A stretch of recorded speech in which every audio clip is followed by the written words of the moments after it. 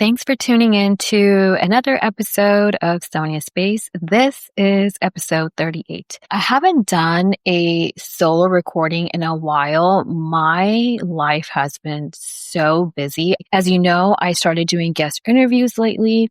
I've been putting a lot of my focus on that, trying to get all that scheduled out. And not only that, I had a couple trips that I had gone to, and then I got super sick recently, and it's just been a lot. And obviously with having the baby and everything, life can get pretty hectic, but I was able to make some time to do an audio recording. And for this episode today, I actually wanted to talk about postpartum skincare and more so cater towards skincare in your 30s, especially me turning 35 this year, the things that I've done to maintain and have a proper routine and regimen in place for my skin. And the reason why I want to talk about this is one, there are some non-negotiables that I have for skincare, and being a mom, there's only so much you can do, right? Like you have work, you have chores, you have doctor's appointments, you have to take care of the baby. There's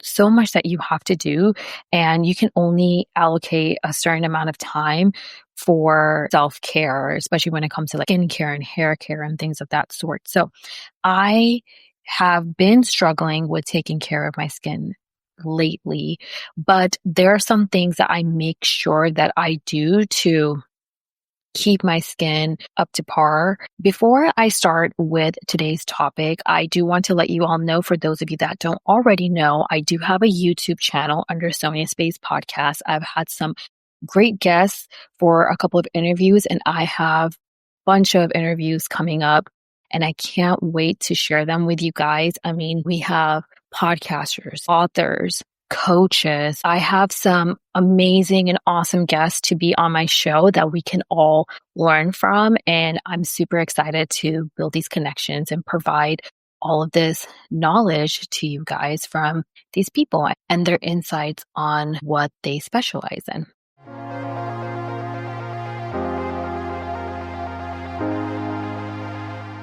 All right, let's talk skincare in your 30s. And now I'm turning 35 this year. And I will admit I've made some modifications to my skincare routine, but I've kept the important basics. I did do a part 1 of skincare. It's episode 9. I did it sometime last year, but I obviously had way more time to focus and take care of my skin. But as of right now, I've made a few modifications, and here are some of the things that I would advise you to do. I want to say that I started having a proper regimen or skincare routine in my late 20s. So I think I started when I was like 27, 28. Mind you, before that, I wasn't even really using sunscreen. I wasn't even really using vitamin C. Like I would use a moisturizer, but that's pretty much all I used. I'm a big advocate for less is better, but I mean, you need to have the basic products for your skin to ensure that your skin is nourished and your skin has all the nourishment it needs for you to avoid fine lines, hyperpigmentation, dry skin, which can cause problematic skin, right?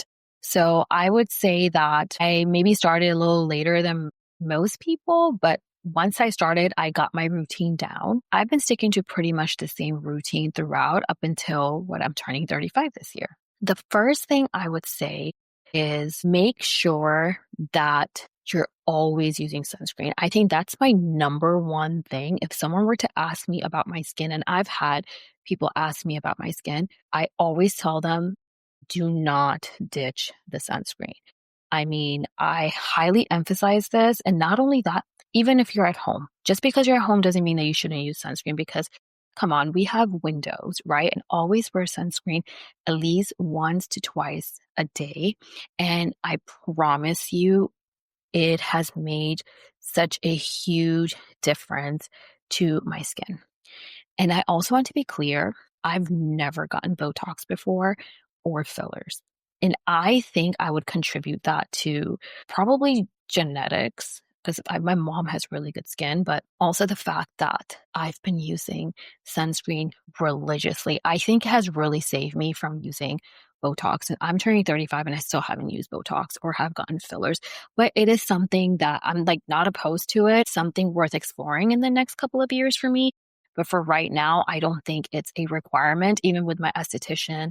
I have a great esthetician, by the way. Like, she hasn't even suggested it to me, and she always tells me my skin looks great. And it's because I'm telling you, it's because I use sunscreen. So definitely use sunscreen at least once or twice a day. There are a couple of brands that I would recommend, but honestly, any brand would work as long as it's a sunscreen. I would say Elta MD is really good because it's tinted, and I just love the way my skin glows with Elta MD. I've also been using La Roche-Posay's sunscreen slash moisturizer because it has a moisturizer component to it. And I think that's also another really good option. So definitely, I would say it is a non-negotiable to use sunscreen. And I think this is something I'm going to be using for the rest of my life. The second thing I would say is obviously, as you get older, your skin elasticity tends to deteriorate, right? And not only that, you are exposed to allergens, free radicals, whatever it may be. So your skin is more vulnerable in that sense as you get older to these allergens and free radicals. And that's where vitamin C comes in. Vitamin C is there to target free radicals. It's the antioxidant that you need to target these free radicals. And not only that, it helps with hyperpigmentation, it helps your skin glow. And vitamin C is great to use in the morning. Before you put on your sunscreen, always have vitamin C readily available. So put on that vitamin C serum. You just need a couple drops. Apply it to your face, and don't forget your neck. Same with sunscreen. Do not forget your neck. You should go down to your neck and maybe the top of your collarbone because you don't want to neglect that area because it is a part of your face. But vitamin C is great. I love SkinCeuticals. Now, SkinCeuticals is relatively more expensive than other products. I'm not opposed to using these other products, but I've just loved SkinCeuticals, their ferulic acid and their fluoretin CF vitamin C because it has multiple components in there to target hyperpigmentation and to make your skin supple and glow and keep it firm. So I would definitely say use vitamin C prior to using sunscreen. The next thing I would say is, so me, and I know people have done this, they use retinoid as a part of their skincare regimen. I personally have never used retinoid. I have used retinol, which is a less potent version of retinoid.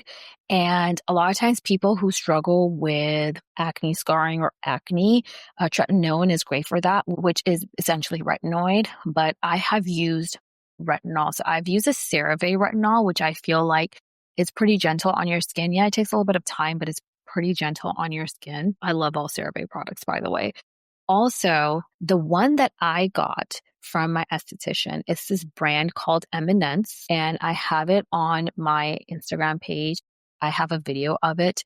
It is a organic skincare line, and every time I go to my esthetician, I have two options. Either I go like the regular facial route or I do the organic, and I typically pick the organic because one, it smells so good. I love like the herbal scents, but Eminence is a great, great brand. They have so many awesome products that you can use, but they have a retinol-like solution. It's called the Eminence Bamboo Firming Fluid. And the great thing about this, it's a retinol alternative. It's an organic retinol alternative. The great thing about this, it's not only is it moisturizing, you can use it during the day and night. You know, with retinoid or retinol, it's suggested to use it at night to avoid skin exposure. No, for this one, you can literally use it during the day and night.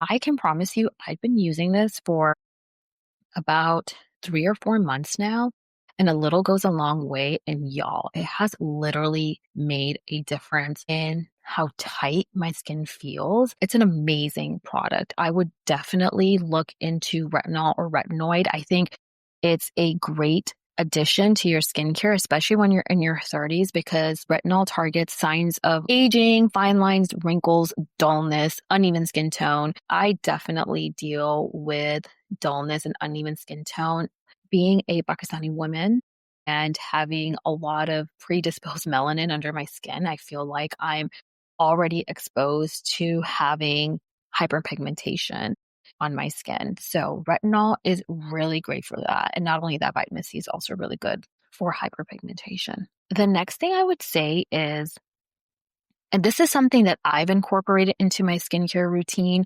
but there's this brand called Stack Skincare. I ran into Stack Skincare when I was having horrible flare ups and I was diagnosed with contact dermatitis. I did not have dermatitis on my face, it was mostly around my body. And I had horrible flare ups for 3, 4 years. My skin was just really taking a toll on me. I don't know what was going on, but either way, like my skin is exposed to certain allergens. And because of that, my skin was very overreactive and I ended up getting dark patches on my skin again. Like I mentioned, the hyperpigmentation, I really struggle with that. Like I easily get dark spots on my skin. So I had to find a product that would help me get rid of my eczema marks. So Stack Skincare has this leave on body peel. And as soon as my, let's say, flare up would come down, it's not inflamed anymore, I would immediately put on that leave on and I would use it a few times a week. The hyperpigmentation, the patches, gone, like gone. And it has, having eczema and contact dermatitis really impacted my body confidence, like skin confidence. I really love my skin, but having all those flare ups, it left all these marks on my body. And I was very, very insecure of that. And I was trying to find a product that would really work for me. So Stack Skincare is very efficient, very effective for people dealing with hyperpigmentation. And they also have a TCA leave-on face peel, which I can swear by. I use it a couple times a week and it really targets those hyperpigmentation spots. So if you really struggle with eczema, hyperpigmentation, please look into Stack Skincare. I can promise you it would make a huge difference to your skin. You just have to be consistent with it. The last thing I would say in terms of skincare routine, in terms of the products that you're using, moisturize as much as you can, right? Especially someone who has dealt with eczema. My skin is more on the drier side. So finding a good moisturizer is always great. And I use multiple moisturizers, and the one that has really worked with me is the First Aid Beauty Ultra Repair Cream. That one is really good. So I typically find or look for moisturizers that are on the creamier side, that are thicker. I'm just lathering my skin with this moisturizer, and you just have to find a moisturizer that works good for your skin. And so First Aid Beauty is really good. CeraVe is also really good. There's also this brand called Zoe Skin Health, and it's more on the pricier side, but it's probably the best moisturizer I've used. Like it really moisturizes your skin. This was a while back. I went to my esthetician and she actually suggested Zoe Skin Health Moisturizer because at the time my skin was extremely dry, but within a few days my skin basically went back to normal. I actually started using it on my arms and legs because of how moisturizing it was. So you just have to find a moisturizer that works for you. For me, it's usually like the thicker kind, the more creamier kind, and try to be as consistent as possible. I feel like I sometimes struggle with moisturizer, especially if there's already a moisturizing element to my sunscreen. But especially during fall, winter time, try to use moisturizer because it can actually protect you from cracked skin and dry skin, which can cause other issues, right? It can cause hyperpigmentation. It can cause acne. I would like to add that I also struggle with dark circles, but for me, I believe it's because I'm dehydrated. And I swear I go through phases. Sometimes I'm so good about drinking water. I have my Stanley cup and it's about the proximity of that cup, right? Like if I have it near me, I'll just start chugging water, especially after having a kid. There's so much you can keep track of, but I've realized the more I drink water, my skin is automatically doing much better. So it's not only what you're applying topically, this also goes for eating veggies, not eating too many junk foods, because your gut is directly linked to your skin health. So your gut health, it depends on your gut health, right? If your gut health is not so great, it will directly impact your skin. And look, you don't think about these things when you're young, right? When you're a teenager, when you're in your 20s, you don't think about these things.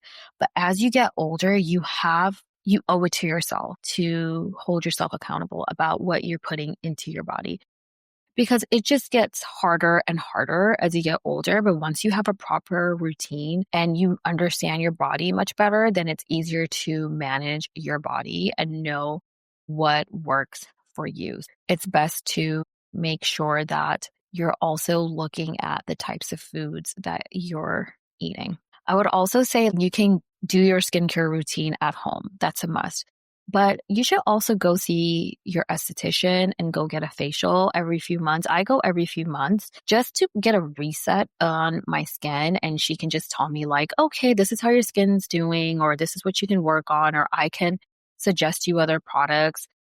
It's a great way for you to kind of get a physical exam on your skin. So I would highly suggest getting a facial every few months. I've done light chemical peels. That's the only procedure I've ever really done.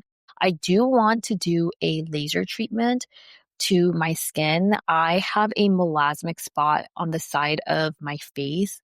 And again, due to hyperpigmentation, it's really hard to get rid of that with just chemical peel. You kind of have to go down the stronger route of getting a laser treatment. So this is something that I'm considering for myself, especially now being in my 30s. I think I'm going to be considering more procedures now at the med spas. And then, of course, continue to stick to my skincare routine. So as someone in their 30s, I feel like now I'm ready to start considering doing more extensive procedure on my skin. So I definitely want to get laser treatment done. And I am considering doing Botox in the next couple of years. I'm starting to get some fine lines on my forehead. They're very subtle, but they're there. But I want to prevent it from getting worse. So I'm probably going to start getting some Botox on my forehead. And there's so many other procedures out there that you can do. There's like PRP for under eyes, there's microneedling. I personally, like I said, I'm a huge advocate for less is better. I don't like messing with my skin too much. And I think the main reason is because I've dealt with contact dermatitis. So I'm very mindful of the products that I'm using. I usually use products that are more on the sensitive side, more on the gentle side. And I think that's why I have this rule that I've lived by where like less is better for your skin. I'm not going to do something unless I absolutely need to do it. So now I'm considering getting Botox. And if there are other procedures where I feel like it would really benefit me, then I will look into it. But again, there's so many options out there. Just figure out what your problem areas are and then try to find procedures and treatments that work for you guys. There's so many treatments out there. I just see videos all the time on Instagram and I'm like, oh my gosh, wow, like you can do this, you can do that. We've come a long way when it comes to skincare, especially with the skincare technology that we have out there right now. I think we're in a really good spot. But I feel like just be mindful of how much you're doing to your skin. Especially if you have sensitive skin, you want to make sure that you're not irritating it too much. So definitely go see your esthetician, basically get your skin checked out every few months and make sure that you're on track. If there's anything that needs to be done to enhance the look of your skin. Another thing that I would like to mention, I forgot to say this about my skincare routine, is make sure you're cleansing your face, right? I think that's so important. And I've learned that using a gentle cleanser is the way to go. And you don't want to cleanse your face too much throughout the day. So what I typically do is I'll cleanse my face at night. And if I'm so tired, like especially after a concert or if I'm out with friends or something like that, if I'm just too tired after taking care of the baby, I use a makeup wipe to cleanse my face. It'll at least get rid of some of the makeup that I've had on my face. But make sure you're cleaning your face every day. And I typically clean my face at night. And in the morning, I would just like wipe my skin down with a cleansing oil. I haven't used a cleansing oil in a while, but I usually just use the Garnier micellar water. I mean, that is one of the staple products out there. I mean, it really removes all the dirt and all the leftover residue that is on your skin. So make sure that you're cleaning your skin every day and try not to sleep with makeup on your face because I've noticed I've done that sometimes and like the next day, like my skin looks more dull. I'll start getting breakouts. and you want to make sure that you are cleaning your face on a daily basis. Also, speaking of cleaning, make sure you're cleaning your makeup brushes. I try to wash my brushes every couple weeks, but it's a good way to ensure that your skin is protected from excess bacteria, dirt, and make sure you also find the right makeup brushes too, because sometimes some brushes, when you apply certain products, can irritate your skin. So, the importance of cleaning your makeup brushes is also something that I would highly, highly recommend. Choose products that are appropriate for your skin type. And please listen to your skin and adjust your routine accordingly. Forget all the trends that are out there. I feel like we get too pressured with all of the products that are out there. Really listen to your skin, listen to yourself, and figure out what your skin needs, not wants, but needs, because that's going to help you in the long run. Because a lot of times, if you just get products just to try out products, or if you're doing, anything in excess is never good. But I feel like if you give the skin what it needs and you are consistent with it, it will help you in the long run. And I can promise you that me being consistent with my skincare routine in my late 20s have really helped me in the 30s. Like I've literally gotten compliments on my skin. And I do think that it does come down to your routine and how consistent you are with your skincare routine. Keep in mind the products that I've mentioned. I made a video of my skincare routine on my Instagram, soniasspacepodcast, and I'm always posting stuff about skincare and products that I would recommend for my skin type. And I'm always making videos and content on my page with products that have really worked out for me. But there's a video on my skincare routine, and you can see exactly which products I'm using. And yeah, feel free to explore and figure out what works best for you. Thank you so much for listening in today. I am so grateful for all the support and feedback I've been getting. Don't forget to follow and subscribe to Sonia Space, and follow me on Instagram for sneak peeks on upcoming episodes as well as other inspirational content. I hope your day goes well, and I've left you feeling inspired. Bye-bye.